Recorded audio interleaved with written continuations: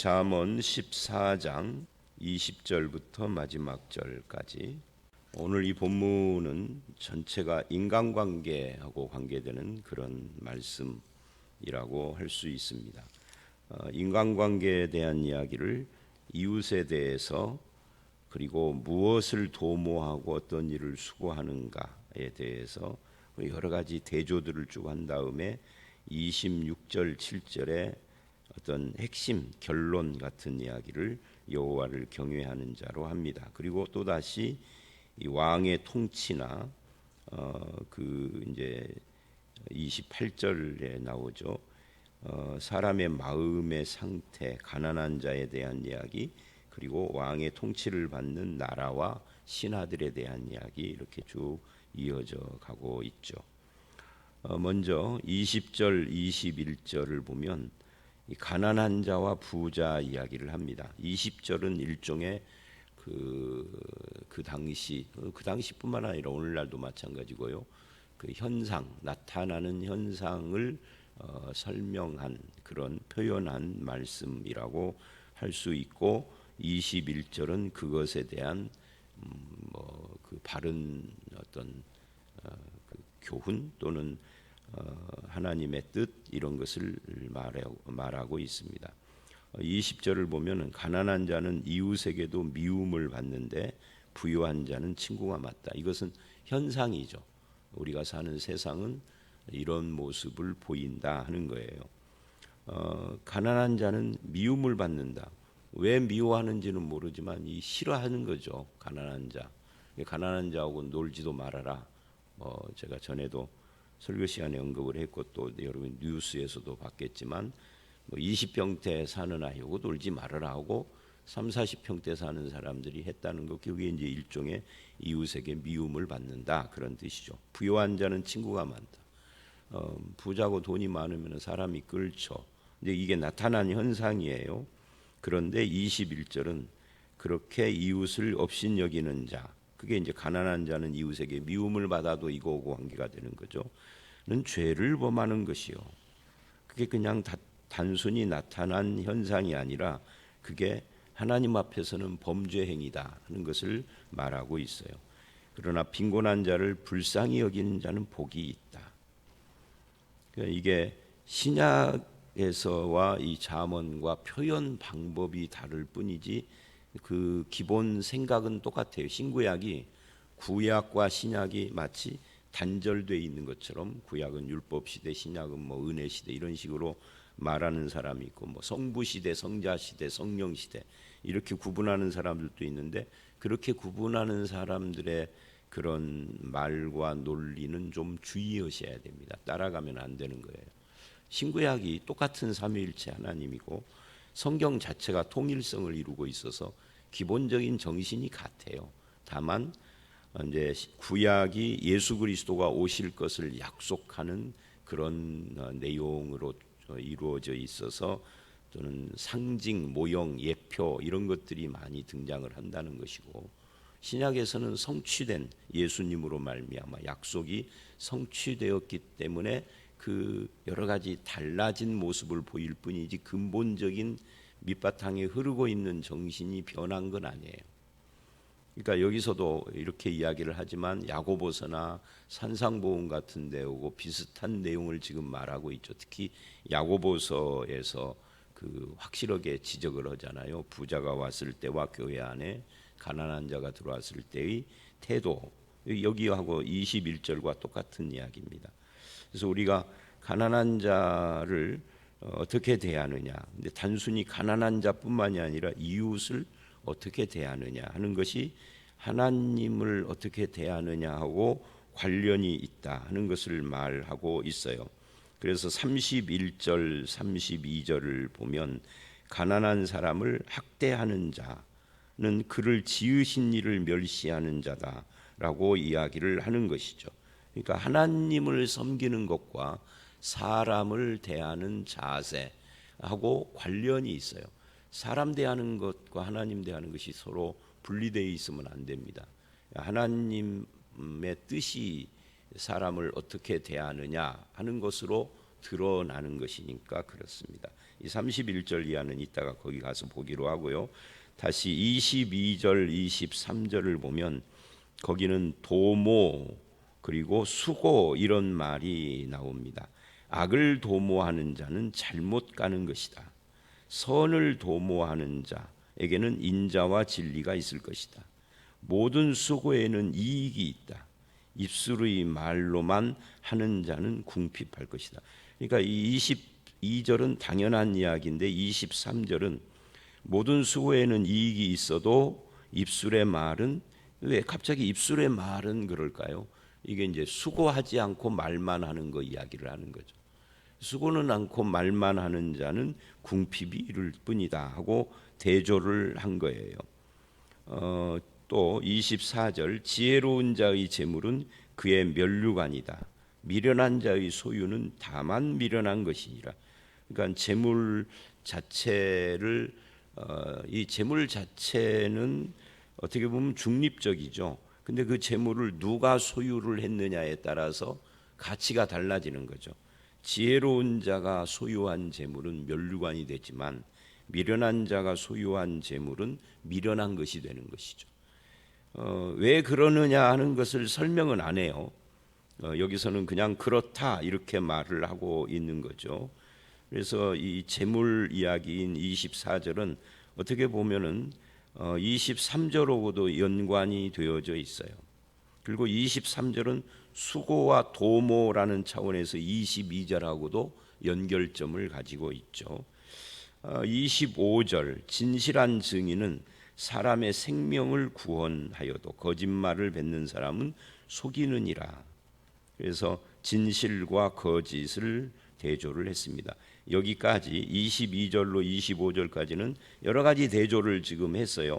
그 맥은 있지만 그리고 나서 26절에 결론적인 이야기를 해요. 여호와를 경외하는 자에게는, 그러니까 가난한 자를 대하는 자세, 이웃을 대하는 자세, 어떤 일을 도모하느냐의 그 인생의 태도, 또 수고하느냐 입술만 있느냐, 재물도 누구의 재물이냐, 진실이냐 거짓이냐, 이런 것들이 전부 다 하나님을 경외하는 거하고 관련이 있다는 거죠. 하나님을 경외하는 사람은 그렇게 살지 않고 이렇게 산다 하는 것을 지금 말하고 있는데, 이런 사람에게 견고한 의뢰가 있다. 말하자면 이 시편식으로 말하면 여호와를 경외하는 지혜자에게는 여호와가 반석이요 피난처가 되신다. 그런 표현하고 비슷한 거예요. 견고한 의뢰, 이거는 하나님밖에 없는 겁니다. 피난처, 성경에서 말하는 피난처는 인간이 아닙니다. 어떤 성이 아니고 바위가 아니고 바위 밑에 뭐 숨는다 할 때 그 바위는 진짜 바위가 아니라 결국 하나님을 형상화한 거죠. 그래서 여호와를 경외하는 자는 인간관계에서 그렇게 사는데 그런 사람에게 하나님이 반석 같은 존재가 되시고 그 자녀들에게 피난처가 있으리라. 그 자녀 할 때 이 자녀가 자녀일 수 있고 뭐 그 자신 자체를 다 포함하는 거죠. 그러니까 하나님이 지켜주신다 그런 이야기입니다. 여호와를 경외하는 것은 27절 생명의 샘이니, 이 잠언에서 생명의 샘이라는 표현이 여러 번 지금 나오고 있죠. 사망의 그물에서 벗어나게 하느니라. 생명의 샘과 사망의 그물, 생명의 샘, 이 샘은 끊임없이 솟구쳐 올라오잖아요.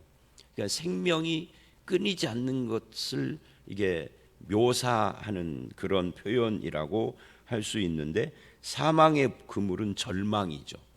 그러니까 생명이 계속 솟구쳐 오르는 같은 그런 삶과 절망스러운 삶을 대조하는데, 이게 여호와를 경외하는 자냐 그렇지 않느냐 하는 것을 지금 보여주고 있는 거죠. 여호와를 경외한다라는 것은 늘 말한 것처럼 이 경외가 하나님 앞에 산다. 조금 더 표현을 하면 하나님의 눈초리 앞에 산다. 하나님의 눈앞에 산다 이 말은 하나님 보이지 않는데 무슨 눈앞에 살아요?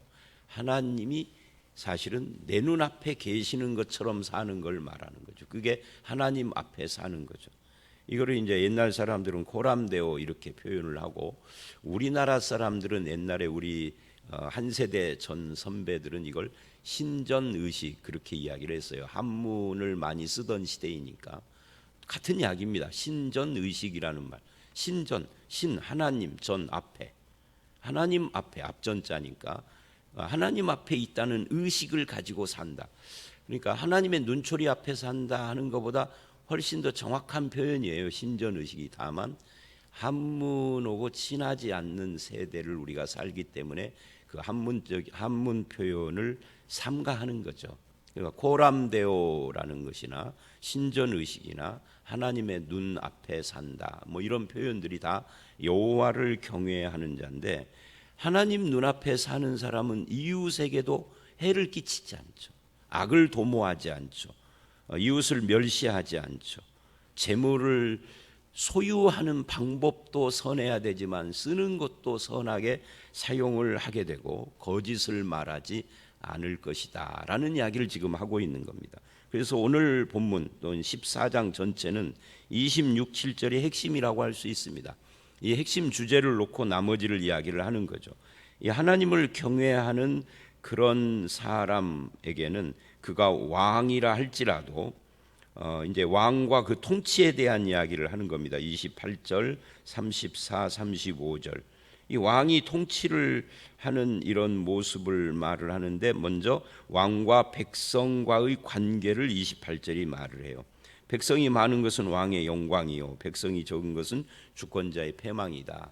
그러니까 이게 지금 솔로몬이 지은 거니까 지금부터 3,000년 전, 3,000년 전이라고 하면은 기원전 1,000년이니까 제가 늘 말하잖아요. 우리나라 역사로 말하면 당군 시대라고. 근데 당군 시대에 벌써 이런 이야기를 하는 거예요.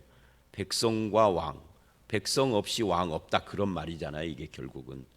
근데 그 당시에 우리나라의 기록은 기록이 전무합니다.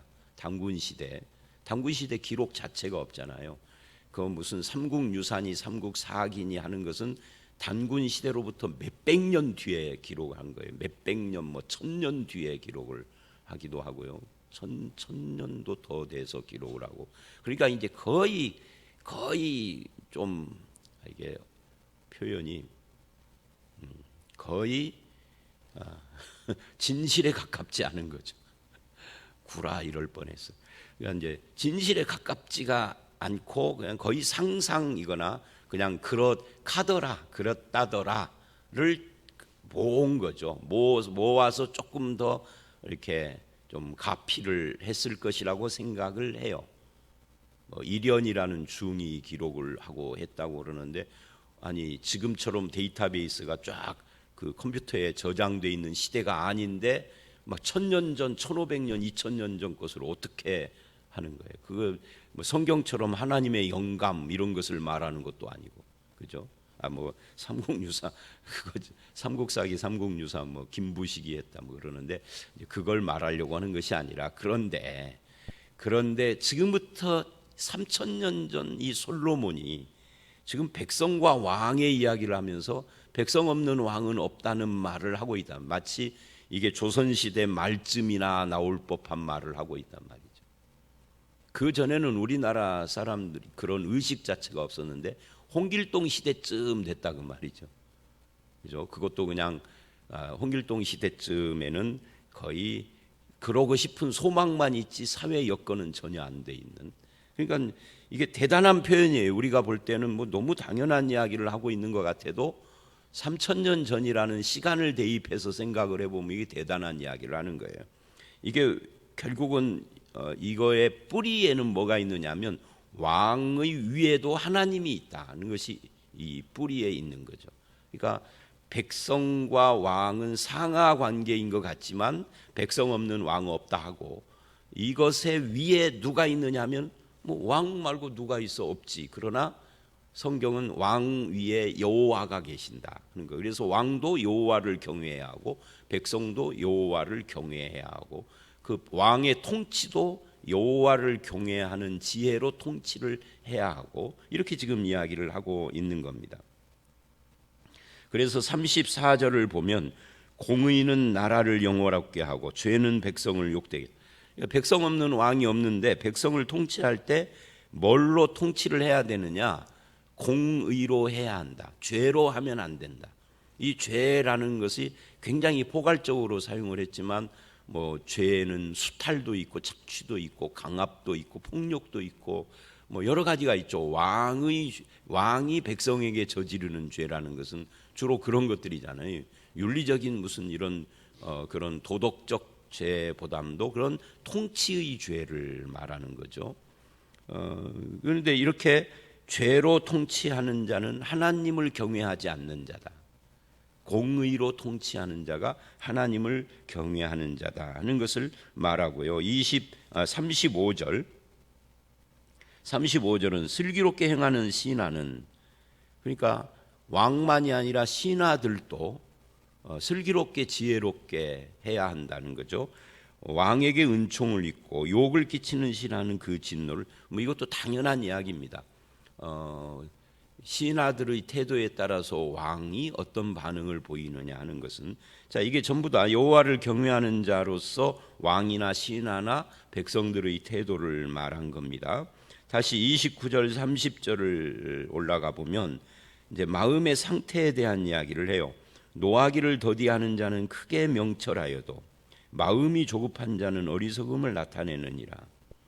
이게 마음이 조급하니까 무엇을 할 때에도 조급하게 결정을 하고 행동을 하겠죠. 그게 어리석은 거다. 이 노하기를 더디라는 말과 조급이라는 말이 지금 대조되고 있습니다. 근데 사람이 왜 조급하냐? 마음이 안 편안하니까 조급한 거겠죠.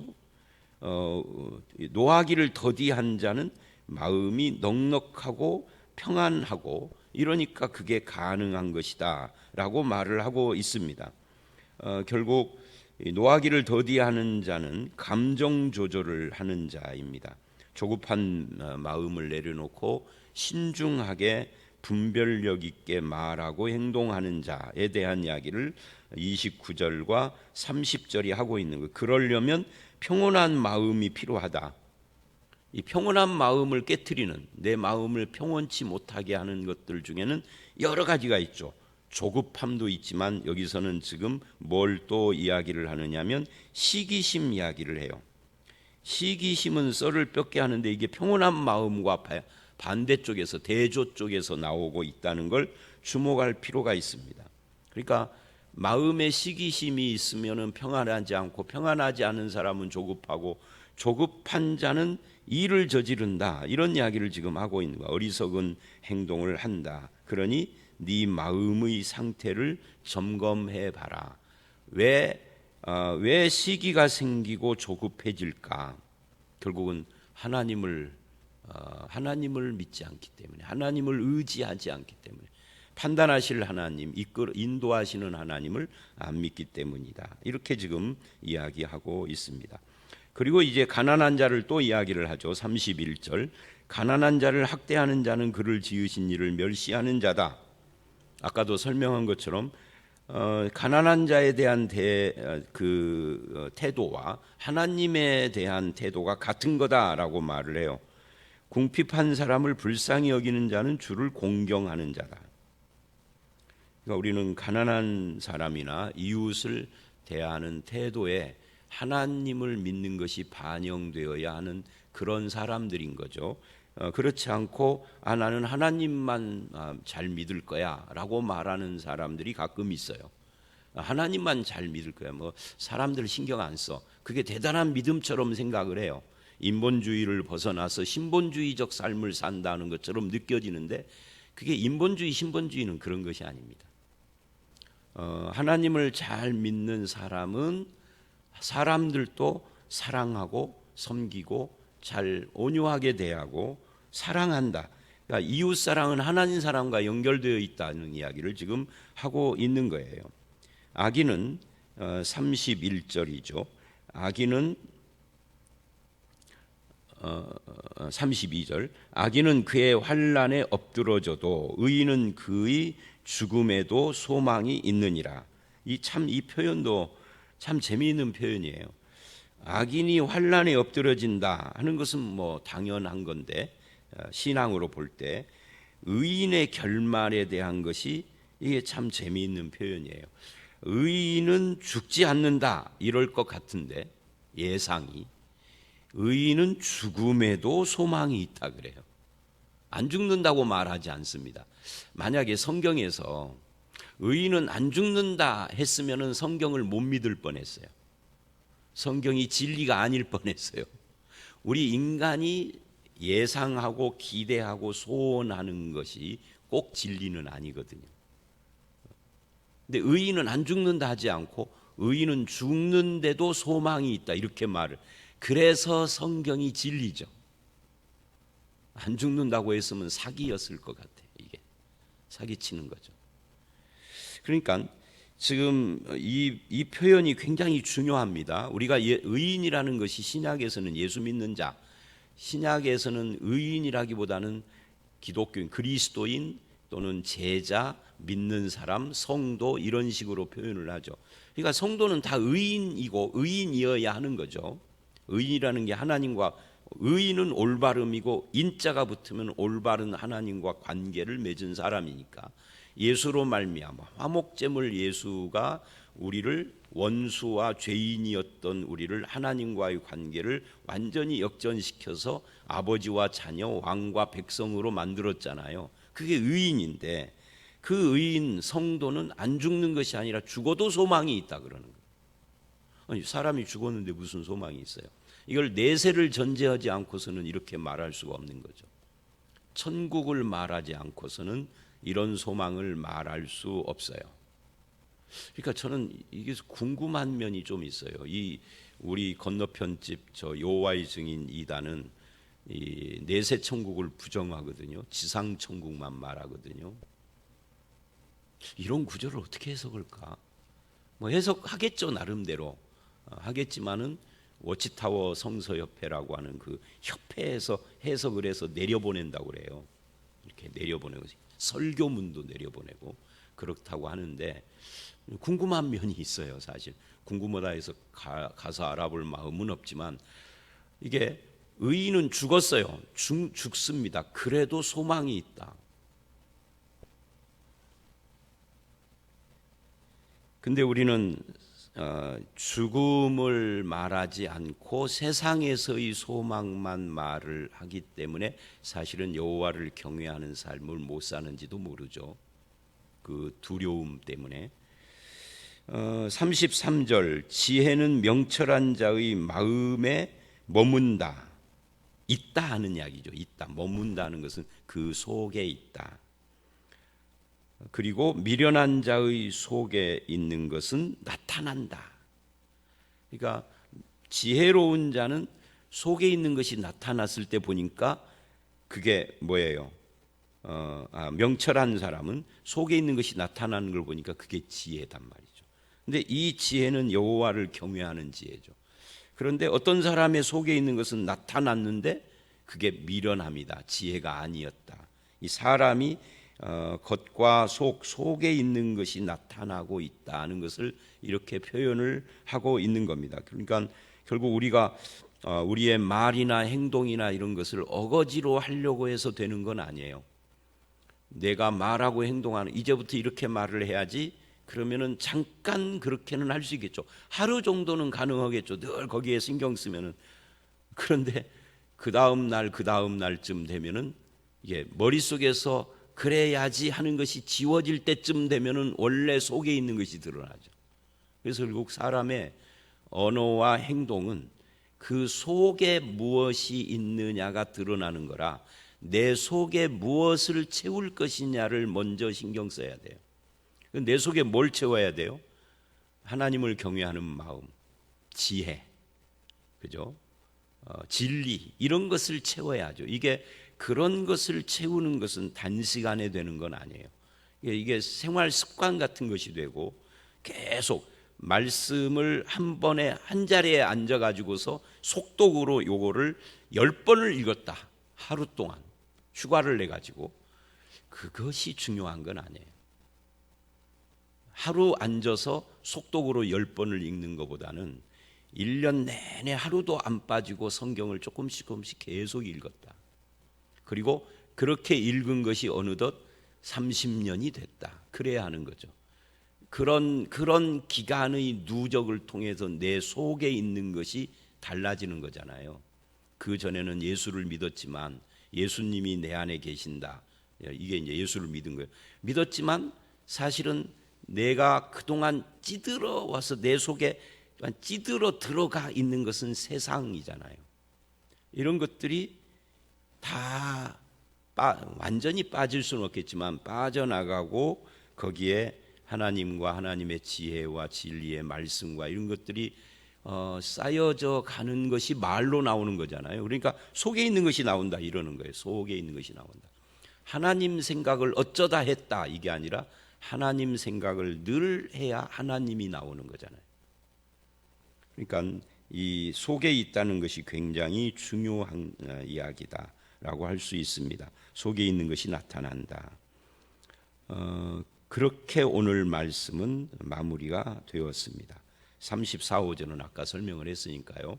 여러분 오늘 말씀을 쭉 읽고 보니까 한 세 가지가 좀 핵심으로 떠오르죠. 여호와를 경외하는 자, 견고한 의뢰가 있고 생명의 셈이다 하는 것과 그 다음에 여호와를 경외하는 자는 이웃과의 관계에서 내가 어떤 위치에 있느냐, 부유한 자의 위치에 있느냐, 가난한 자의 위치에 있느냐, 왕이냐, 백성이냐, 신하냐 이런 이웃과의 관계에서 그 위치 따라서 드러나는 것이 좀 다르지만 근본은 여호와 경외가 그렇게 드러나는 것입니다.